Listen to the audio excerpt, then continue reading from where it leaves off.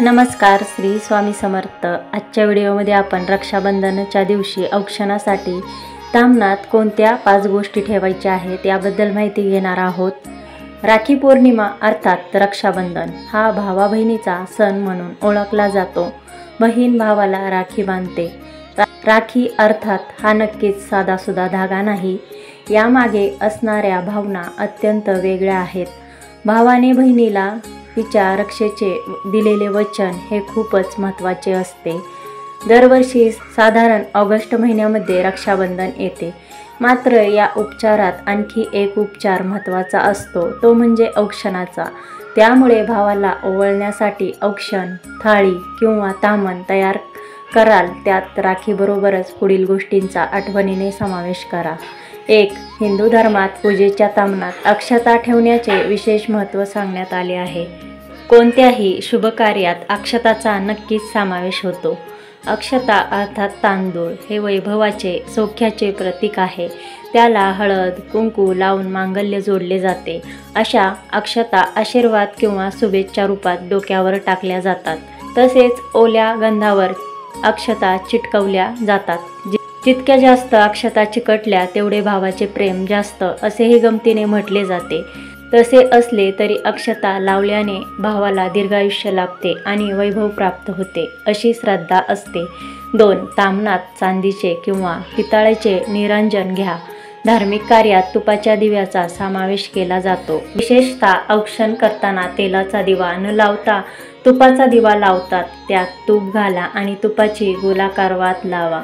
दिव्याच्या प्रकाशात मनातील अंधार दूर होतो, सकारात्मकता व्यापून राहते। दिव्याने ओवाळले असता भावाचे आयुष्यही दिव्याच्या प्रकाशासारखे तेजस्वी होते आणि त्याच्या आयुष्यातील नैराश्य, दुःख दूर होऊन आयुष्य प्रकाशित होते।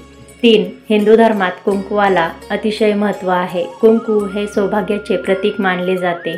कुंकुवाची लकीर दीर्घायुष्य प्रदान करते। तसेच कुंकू लक्ष्मी मातेला अतिशय प्रिय असल्याने कुंकुवाच्या रूपाने लक्ष्मी मातेचा आशीर्वाद प्राप्त व्हावा या हेतूने भावाला कुंकुवाचा टिळा लावावा आणि वरून अक्षता लावाव्यात। कोरडे कुंकू पटकन पुसले जाऊ नये म्हणून त्यात थेंबभर पाणी घालून ओल्या गंधाचे बोट अनामिकेने भावाच्या कपाळाला लावावे। 4. पूजेत गणपती म्हणून सुपारी वापरली जाते।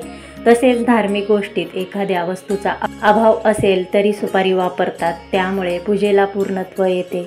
म्हणून भावाचे औक्षण करताना सोन्याच्या अंगठीबरोबर सुपारीने देखील ओवाळले जाते।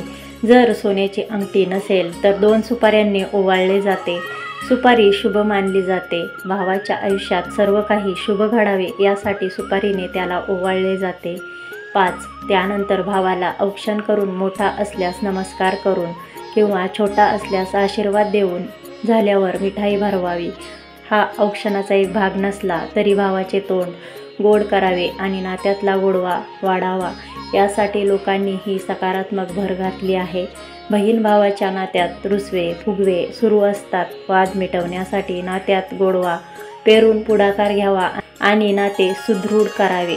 तर ही माहिती आवडली असेल तर लाईक, शेअर, सबस्क्राईब करायला विसरू नका आणि चॅनलवर जर नवीन असाल तर सबस्क्राईब करा। धन्यवाद। श्री स्वामी समर्थ।